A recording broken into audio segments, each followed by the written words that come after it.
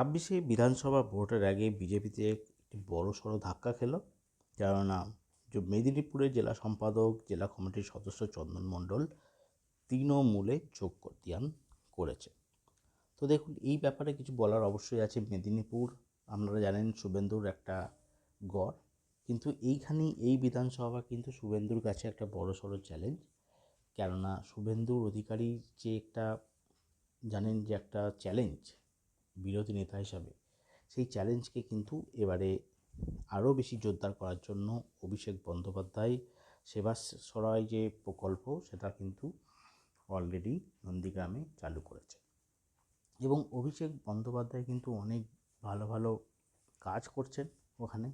এবং শুভেন্দু অধিকারী 5 বছর পেয়েও সুযোগ, নন্দীগ্রামের জন্য যে অনেক অভিযোগ আসছে যে উনি কাজ করতে পারেননি, সুবিধা সুযোগগুলো ঠিকমতো নিতে পারেননি সরকার থেকে, both central and West Bengal government.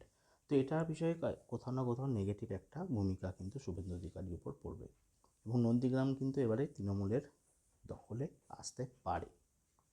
এবং এই প্রসঙ্গে আরেকটি কথা বলার দরকার আছে যে এই যে ভোটের আগে দলবদল এসব তো হতে থাকে, এসব নিয়ে কোনো কিছু নতুন নয়, দলবদল হবে। কিন্তু এবারে যদি দেখেন যে এই এসআইআরকে কেন্দ্র করে তৃণমূল এবং যে বিজেপি আর নির্বাচন কমিশনের সাথে যে লড়াই, দীর্ঘ লড়াই, এটা কিন্তু তৃণমূল একা ফাইট করেছে। জনগণের যে কষ্ট, যে 150 জনের উপরে মৃত্যু হয়েছে এবং হয়রানি হয়েছে, সেই হয়রানিকে কিন্তু তৃণমূল যথেষ্ট মানুষের পাশে থেকে এইটাকে কখনো কিন্তু করতে দেওয়ার পক্ষপাতে ছিল না। যেখানে বিজেপি সেখানে সম্পূর্ণ একটা বিপরীত ভূমিকা নিয়েছে। সবসময় যে নির্বাচন কমিশনের পক্ষে কথা বলা, মানুষের হয়রানিকে তুচ্ছ করে দেখা, মানুষের হয়রানিকে না পাত্তা দেওয়া, এইসব ব্যাপার কিন্তু অনেক কিছু বিজেপি যে জনবিরোধী কাজ সেটা কিন্তু করেছে। তো এখন কথা হচ্ছে এই যে ইলেকশন 2026-এ আমরা কি দেখতে পারি। দেখুন, এখানে কতকগুলি প্রকল্প মমতা বন্দ্যোপাধ্যায় ঘোষণা করেছেন। যেমন ভালো লক্ষ্মী ভাণ্ডার 500 টাকা বাড়ানো, যুবশ্রী, এবং যাদের বার্ধক্য ভাতা, বিধবা ভাতা এইসব তো রয়েছে। তারপরে আপনারা যারা কৃষক, তাদের কৃষক বন্ধুদের জন্য, যাদের চাকরি এখনও পাননি তাদেরকে সেসব সহযোগিতা করে, সব সমস্ত কিছু কিন্তু উনি জনমুখী যে বাজেট সেটা কিন্তু উনি পেশ করেছেন। এখন অনেকেই প্রশ্ন করবেন যে ভাই এইসব ভাতা কেন, চাকরি নেই কেন, আমাদের রাজ্যের লোকজন কেন বাইরে চলে যেতে হচ্ছে। ভাই একটা কথা বলে রাখি আপনাদের, ইন্ডিয়াতে সংবিধান অনুযায়ী একটা মানুষ, এক রাজ্যের মানুষ অন্য রাজ্যে কাজ করতে যাবে, যে কোনো ধর্মের, যে কোনো ল্যাঙ্গুয়েজের, সেটা কিন্তু আমাদের সংবিধান আমাদেরকে এই যে অধিকার, এই অধিকারটা কিন্তু দিয়েছে। আপনারা দেখবেন বাংলা থেকে যেমন শ্রমিকরা যায়, বাংলা থেকে যেমন কর্মক্ষেত্রে ব্যাঙ্গালোরে কাজ করে, কেউ চেন্নাইয়ে কাজ করে, সেরকম আইটি সেক্টরেও আমি দেখেছি চেন্নাইয়ের লোক, ব্যাঙ্গালোরের লোক কিন্তু কলকাতায় আইটি সেক্টরে, ইকোস্পেসে, সেক্টর 5-এ কিন্তু কাজ করে। আপনারা একটু খবর নিয়ে দেখবেন, বিহারের লোকজন কিন্তু ব্যাঙ্কিং সেক্টর, আমাদের এখানে উবার চালানো থেকে শুরু করে অনেক কর্মক্ষেত্রে কিন্তু বাইরের লোকও কিন্তু আমাদের পশ্চিমবঙ্গে আসেন। শুধু বাঙালিরা কিন্তু বাইরে যায় না, অন্য রাজ্যের লোকরা, উড়িষ্যা থেকেও কিন্তু লোক আসে পশ্চিমবঙ্গে কাজ করতে। তো এটা কিন্তু বললে চলবে না যে শুধু বাংলা থেকেই লোক যায়, বাইরে থেকেও কিন্তু বাংলায় লোক আসে। এবং এই যে সব রাজ্যের লোকেদের যে কোনো রাজ্যে গিয়ে কাজ করার এই সাংবিধানিক অধিকার কিন্তু সবার। তো এটাকে বলে বিজেপি কখনোই ভোটে কিন্তু কোনো কিছু প্রভাব ফেলতে পারবে না। আর একটা বিজেপির যেটা আমি বলবো, ওদেরকে একটু কাজ করা দরকার। ওরা দেখবেন অমিত শাহ নয়তো মোদি এইসব লোকদের নিয়ে আসে কিন্তু মিটিং করে, যারা কিন্তু বাঙালি কালচার জানে না। হিন্দিতে ভাষণ দেয়, হিন্দিতে বলে উল্টোপাল্টা ঠাকুরের নাম করে, হেন্টাকালি, জেন্টাকালি, মেন্টাকালি, এসব কিন্তু কোনো ঠাকুর নেই, কিন্তু ওরা যেহেতু জানে না সেই জন্য ওরা বলে। এটা কিন্তু বাঙালির মনে প্রশ্ন হয় যে ভাই তোমরা যখন বাংলাই জানো না, বাংলার কালচার জানো না, তোমরা তাহলে বাংলার হয়ে কেন ভোট চাইতে আসো? এবং তোমাদেরকে আমরা ভোট কেন দেব? এটা কিন্তু কোথাও না কোথাও গিয়ে নেগেটিভিটি বিজেপির হয়ে কাজ করবে। এবং একটা ফেস ভ্যালুরও ব্যাপার আছে। আপনি যদি দেখেন, আমি কারো নাম করব না, এই যে তৃণমূলের অভিষেক বন্দ্যোপাধ্যায়, মমতা ব্যানার্জি, আর ওইদিকে দেখবেন শ্রমিক সুকান্ত মজুমদার থেকে শুরু করে শুভেন্দু অধিকারী, একটা মানুষের মুখ দেখলেও বোঝা যায় অভিষেক বন্দ্যোপাধ্যায় একটা ভদ্র চেহারা, যেখানে মানুষ দেখলে বোঝা যায় যে কোন ফ্যামিলি থেকে বিলং করে, কি বলছে, তার ভাষাগত, তার ল্যাঙ্গুয়েজের অধিকার, তার ইংলিশের প্রতি যে কমান্ড, দেশ বেশভূষা দেখলে বোঝা যায়। মমতা ব্যানার্জির ক্ষেত্রেও বোঝা যায়। এবার যারা পার্টি করে তারা তো বিরোধিতা করবেই, তাদের দেখতে পারবে না, তাদের মনে একটা ঘৃণা থাকবেই।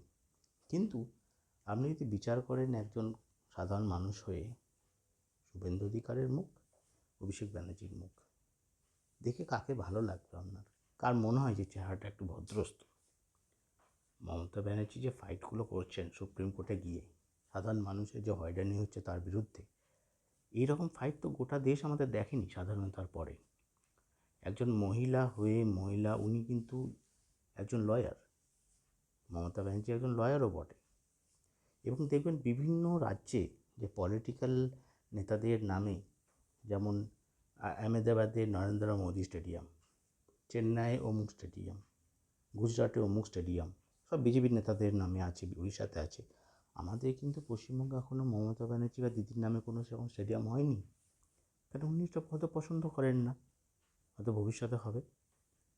তো মানুষের চালচলন, মানুষের একটা আউটলুক, মানুষের গ্রহণ যোগ্যতা, এই যে বিভিন্ন সম্প্রদায়ের লোক আছে, যে আমাদের বিভিন্ন যে বনগাঁতে, সেই বনগাঁর মানুষদের হয়ে তো মমতা ব্যানার্জি, অভিষেক বন্দ্যোপাধ্যায় লড়লেন।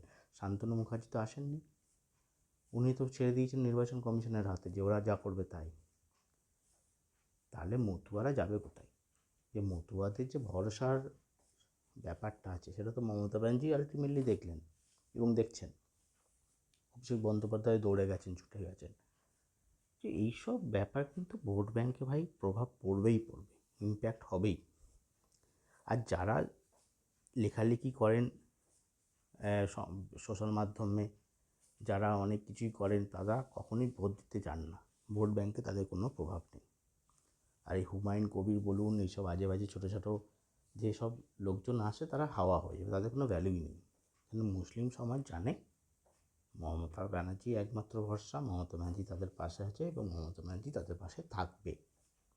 হুমায়ুন কবির আসবে, যাবে, নিজের স্বার্থ গোছাবে, একটা মিথ্যা জিগির তুলে ভোট চাইতে আসবে, কিন্তু সেটা মুসলমান সমাজ কখনোই মমতা ব্যানার্জির বিরুদ্ধে গিয়ে ভোট দেবে না কাউকে, এটা বোঝা উচিত। আবার অনেকে মাকু, যারা সিপিএম, তারা আবার কমেন্ট করছে যে ভাই, যে চাকরি যে প্রার্থীরা, তারা যখন আন্দোলন করতে গেছিল, তখন পুলিশ নাকি একজন চাকরি প্রার্থীর বুকে লাথি মেরেছে। আমি বলবো, যারা ঘটনাটা জানে, তারা কি জানে এই ঘটনাটা, যে লাথি খেয়েছে, পুলিশ লাথি মেরেছে, সেই শিক্ষক, জানি না তিনি কতখানি শিক্ষক, তিনি তার কতখানি তার পেটে বিদ্যা আছে, নাহলে এরকম কাজ তো উনি করবেন না। সেই শিক্ষকটি সেই পুলিশের মুখে থুতু দিয়েছিল, পুলিশের মুখে থুতু ফেলেছিল। তো আপনি আমাকে বলুন, পুলিশের মুখে যখন থুতু কেউ দেবে, আপনার মুখে যখন কেউ থুতু দেবে, আপনি কি তাকে গোলাপ ফুল দেবেন ভ্যালেন্টাইন্স ডে হিসাবে? পুলিশ তখন নিজে প্রতিবাদ করেছে, মারতে এসছে, থুতু দিয়েছে, লাথি মেরেছে। তো নিজেকে প্রোটেকশন করার অধিকার সবারই আছে। পুলিশ মানুষ, পুলিশও একজন মানুষ। তো ভোট ব্যাঙ্কে কিন্তু প্রভাব পড়বেই। এই যে বাইরে থেকে লোক নিয়ে এসে বিজেপি, দিল্লি থেকে লোক নিয়ে এসে, ইউপি থেকে লোক নিয়ে এসে হিন্দি ভাষীদের দিয়ে প্রচার করিয়ে ভাবছে বেঙ্গল দখল করবে, এটা কি হয়? বাঙালি কি ভুলে যাবে সব কিছু? দাঙ্গা লাগানো যে দল, সেই দাঙ্গা লাগানো দল পশ্চিমবঙ্গের মানুষ কখনোই অ্যাকসেপ্ট করবে না। সব বুঝে সুঝে মানুষ ভোট দেয়।